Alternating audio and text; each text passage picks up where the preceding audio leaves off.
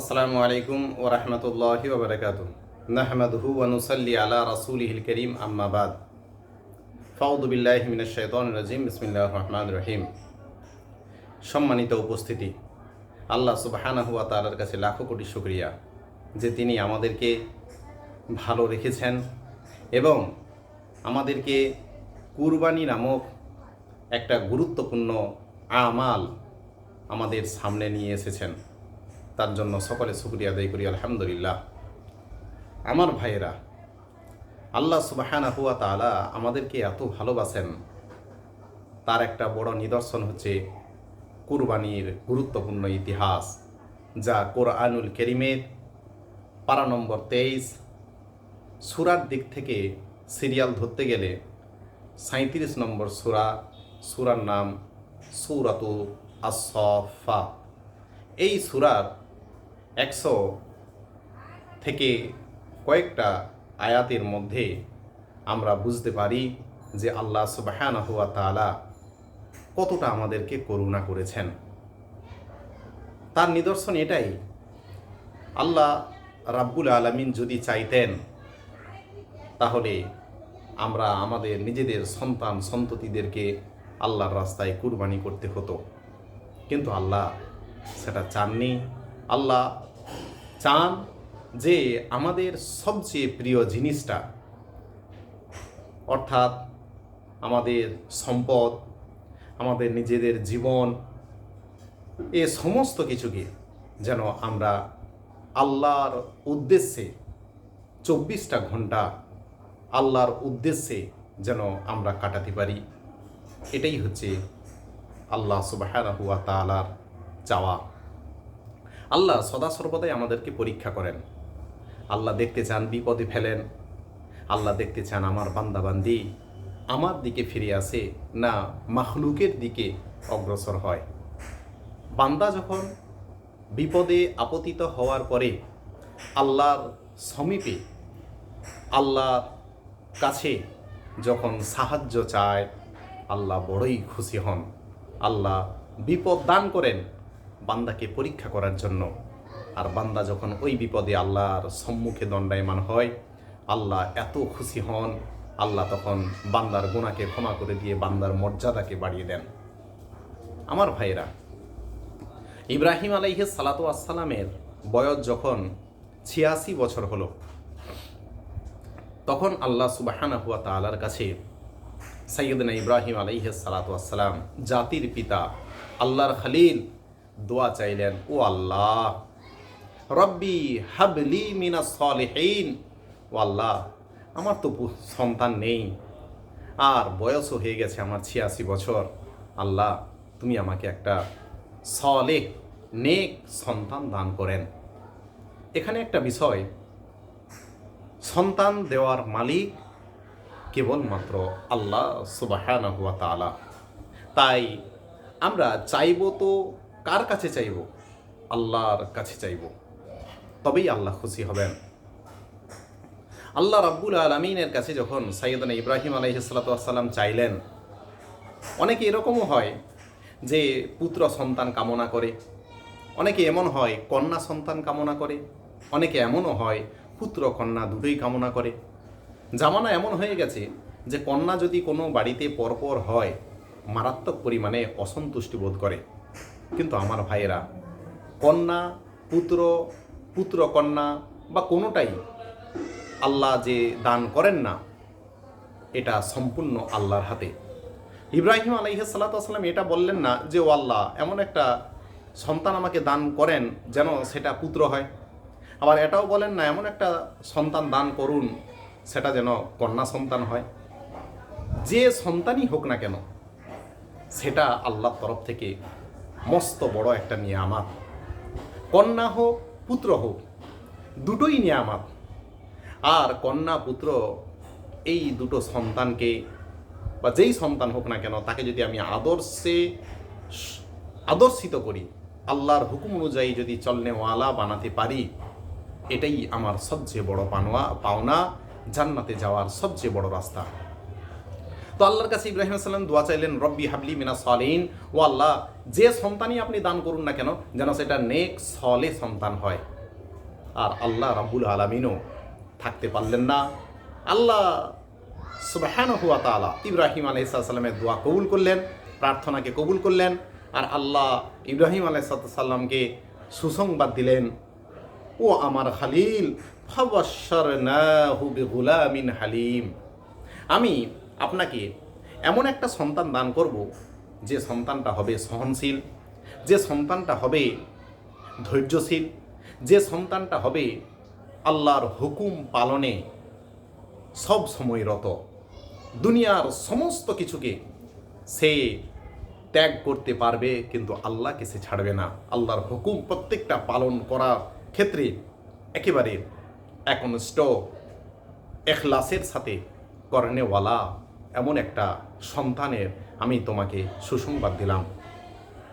কি পরীক্ষা দেখেন!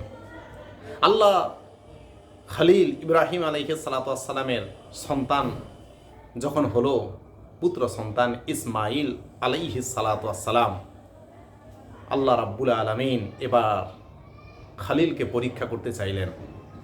ও আমার খালিল, আপনি তো আমাকে বড়ই ভালোবাসেন, দুনিয়ার সমস্ত কিছুর চাইতে আমি আল্লাহ, আমাকে আপনি বেশি ভালোবাসেন, সেই জন্য আপনার সঙ্গে আমার বন্ধুত্ব হয়েছে। এখন আপনার সন্তান হয়েছে, সন্তানের প্রতি ইব্রাহিম আলাইহিস সালামের মহব্বত ঢুকেছে।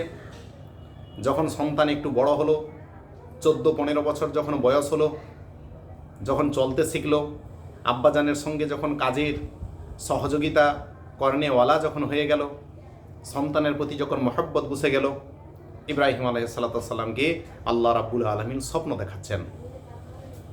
কি সুন্দর স্বপ্ন! স্বপ্নটা কি? যে আপনার প্রিয় বস্তু যেটা, সেটা আপনি আল্লাহর রাস্তায়, আমার রাস্তায় কুরবান করুন। ইব্রাহিম আলাইহিস সালাম স্বপ্ন দেখার পরে সঙ্গে সঙ্গে সকালে উঠে বাস্তবায়িত করার জন্য একেবারে তৎপরতা অবলম্বন করলেন এবং 10টা উটকে আল্লাহর রাহে, আল্লাহর রাস্তায় কুরবানি করলেন। পরদিন আবার স্বপ্ন দেখলেন, আপনার প্রিয় বস্তু আমার রাস্তায় কুরবান করুন। সঙ্গে সঙ্গে আবার স্বপ্নকে বাস্তবায়িত করার জন্য 100 উটকে কুরবানি করলেন আল্লাহর রাস্তায়। পরে আবার স্বপ্ন দেখলেন, আপনার প্রিয় বস্তু আল্লাহর রাস্তায় কুরবান করুন। তখন ইব্রাহিম আলাইহিস সালাম ভেবে নিলেন, আমার সবচেয়ে এখন প্রিয় বস্তু, সবচেয়ে মহব্বতের বস্তু, সেটা হচ্ছে আল্লাহর দেওয়া আমার সন্তান, কলিজার টুকরা, নয়নের মণি ইসমাইল।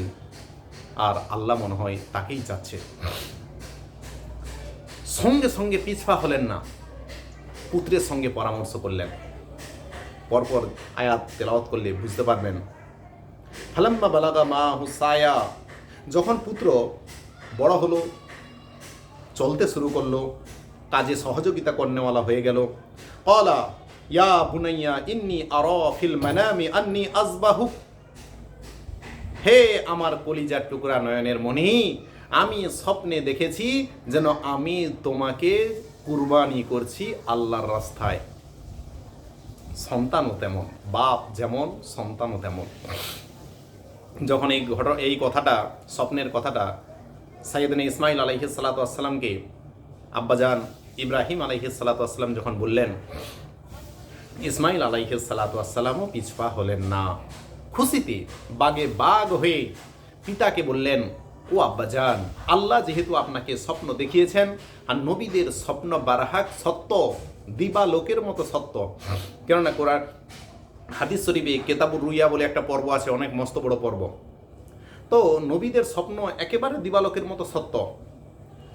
সন্তান বললেন, ও আব্বাজান, আপনি স্বপ্নকে বাস্তবায়িত করুন, আপনাকে আপনি আল্লাহর রাস্তায় কুরবান করতে পারেন, আমার এতে কোনো দ্বিমত নেই।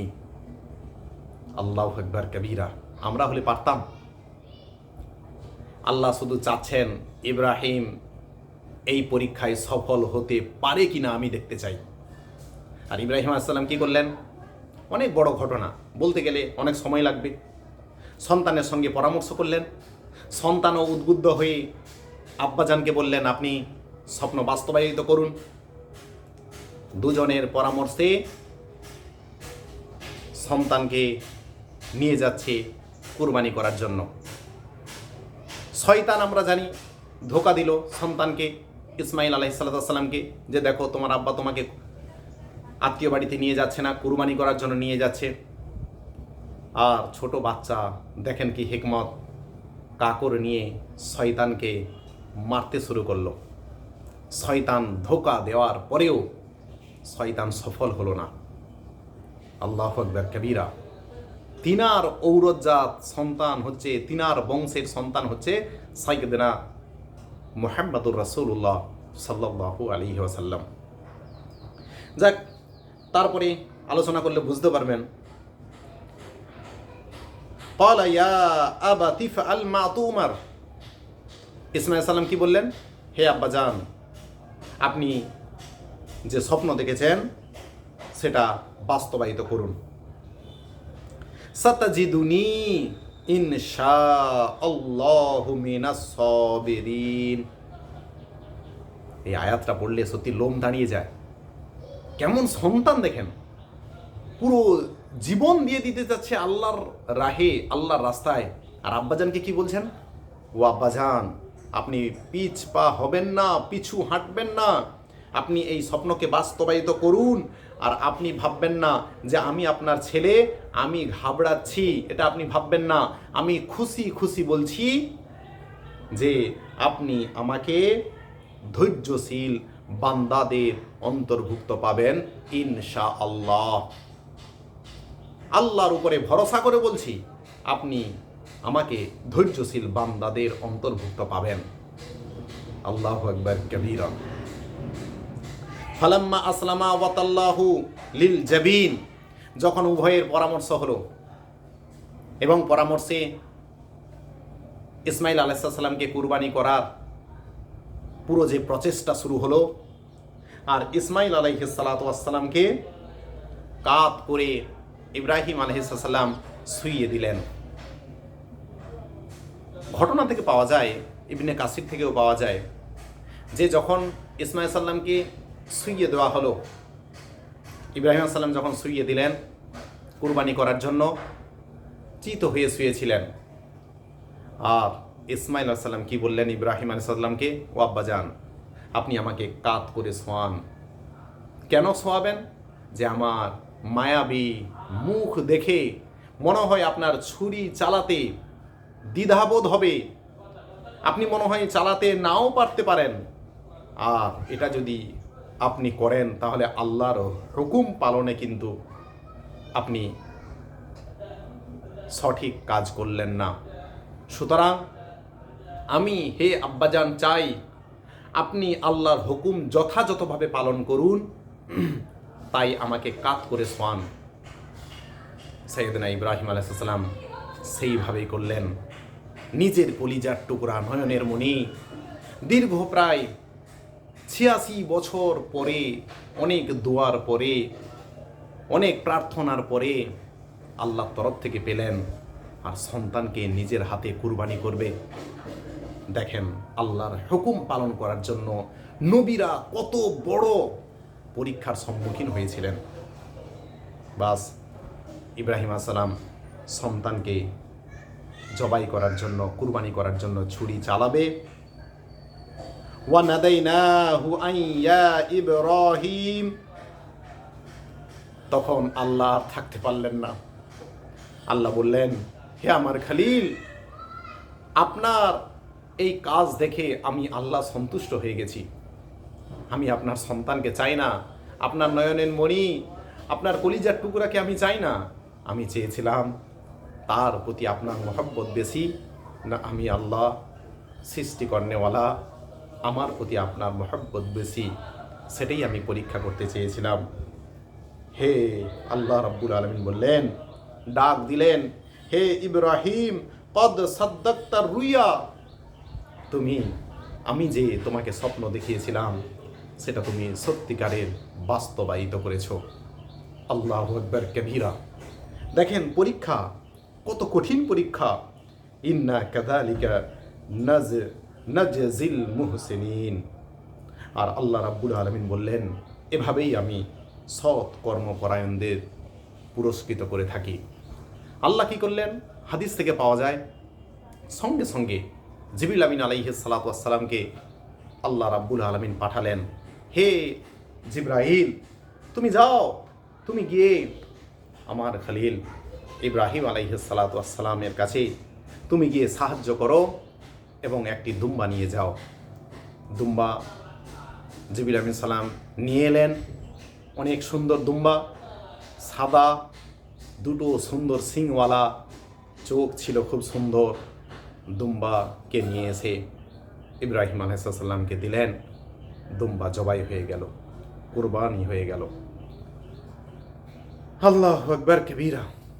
তো আমার ভাইয়েরা, আল্লাহ সুবহানাহু ওয়া তাআলা এইভাবে নবীদেরকে পুরস্কার করেন। যারা নেক সলে বান্দা, তাদেরকে আল্লাহ রাব্বুল আলামিন পুরস্কার করতে থাকেন। আল্লাহ রাব্বুল আলামিনের পুরস্কারে তিনি সফল হলেন এবং আল্লাহ সুবহানাহু ওয়া তাআলা কিয়ামত পর্যন্ত প্রত্যেকটা মালে নেসাবের অধিকারী ব্যক্তিদের উপরে কুরবানি করা ওয়াজিব করে দিলেন। আল্লাহ রাব্বুল আলামিন আমাদের প্রত্যেককে কুরবানি করার তৌফিক দান করুক, বলুন আমিন। কুরবানি মস্ত বড় একটা আমাল, মস্ত বড় একটা সওয়াবের কাজ। হাদিস শরীফের মধ্যে পাওয়া যায়, আল্লাহ রসুল জনাবে মুহাম্মদুর রাসূলুল্লাহ সাল্লাল্লাহু আলাইহি ওয়াসাল্লাম বলেন, কুরবানির পশু জবাই যে করা হয় তার রক্ত মাটিতে পড়ার পূর্বেই ওই ব্যক্তির জীবনের সমস্ত গুনাহকে আল্লাহ ক্ষমা করে দেন। হাদিস থেকে এটাও পাওয়া যায়, কুরবানির পশুর গায়ে যত লোম থাকে তার সমপরিমাণ সব আল্লাহ ওই ব্যক্তির আমলনামায় দান করেন। যদি কোনো ব্যক্তি একটা গোটা গরু বা উট বা দুম্বা ভেড়া যদি একা না দিতে পারে, তাহলে দুম্বা ভেড়া ওটা তো ছেড়ে দেন, গরু বা মোষ বা উট এগুলো যদি একা না দিতে পারে, ভাগেও দেন, দান করুন, কিন্তু কুরবানিটা দান করুন। আল্লাহ রসুল বলেন, যার সামর্থ্য থাকলো আর সে কুরবানি দিল না, সে যেন ঈদগাতে না আসে। আমার ভাইরা, তাই আমাদের প্রত্যেকের কর্তব্য, আমার যতটুকু সামর্থ্য থাকবে ভালো কোনো প্রাণীকে কিনে আল্লাহর রাস্তায় কুরবানি করা। আল্লাহ রাব্বুল আলামিন আমাদেরকে কুরবানি করার তৌফিক দান করুক, বলুন আমিন। আমার ভাই, কুরবানি যত বড় হবে সেই পরীক্ষায় আমি যদি উত্তীর্ণ হতে পারি, তাহলে তার সওয়াবও আল্লাহ সুবহানাহু ওয়া তাআলার কাছে অনেক বেশি পাওয়া যাবে। কুরবানির ক্ষেত্রে একটা জিনিস অনেক সময় লক্ষ্য করা যায়, অনেক ভাই বড় বড় গরু কেনে, তার ভেতরে যদি বা আমার ভেতরেও যদি একটু রিয়া থাকে যে আমি লোক দেখানোর জন্য এত বড় প্রাণী কিনলাম, তাহলে কিন্তু ওই কুরবানিটা গ্রহণযোগ্য হবে না। লোক দেখানোর উদ্দেশ্যে কুরবানি করা নয়। কোরআনুল কারীমের এই আয়াতগুলো পড়ে যতটুকু আমরা বুঝলাম, কুরবানি হবে কেবলমাত্র আল্লাহ সুবহানাহু ওয়া তাআলাকে খুশি করার জন্য, এছাড়া অন্য কোনো উদ্দেশ্য নয়। অনেকে আবার দেখি কুরবানির 2-4 দিন আগে প্রাণীটা কিনে তারপরে কুরবানি দেয়। আমার ভাই, এরকম করবেন না। অনেক দিন আগে থেকে প্রাণী কিনুন, প্রাণী কেনার পরে তাকে সুন্দরভাবে লালন পালন করুন, তার প্রতি মায়া মহব্বত বসুক, তাহলে দেখবেন আল্লাহ সুবহানাহু ওয়া তাআলা ওই কুরবানিটাকে কবুল করবেন। কেননা ইসমাইল আলাইহিস সালাতু ওয়াস সালামের উপরে যখন ইব্রাহিম আলাইহিস সালাতু ওয়াস সালামের মায়া মহব্বত বসেছিল, তখনই কিন্তু আল্লাহ সুবহানাহু ওয়া তাআলা পরীক্ষা করার জন্য ইসমাইল আলাইহিস সালাতু ওয়াস সালামকে চাইলেন। সুতরাং আমার ভাইরা, আমরা আগে থেকে প্রাণী কিনব বা নিজের বাড়িতে পুষব, তার প্রতি মহব্বত তৈরি করতে হবে। নিজে তাকে সেবা যত্ন করা, তার প্রতি মহব্বত তৈরি হয়ে গেলে তাকে যখন আমি কুরবানি করব, আল্লাহ সুবহানাহু ওয়া তাআলার দরবারে সেটা কবুল মঞ্জুর হবে। ওয়া আখির দাওয়ানা আনিল হামদুলিল্লাহি রাব্বিল আলামিন। আসসালামু আলাইকুম ওয়া রাহমাতুল্লাহি ওয়া বারাকাতুহু।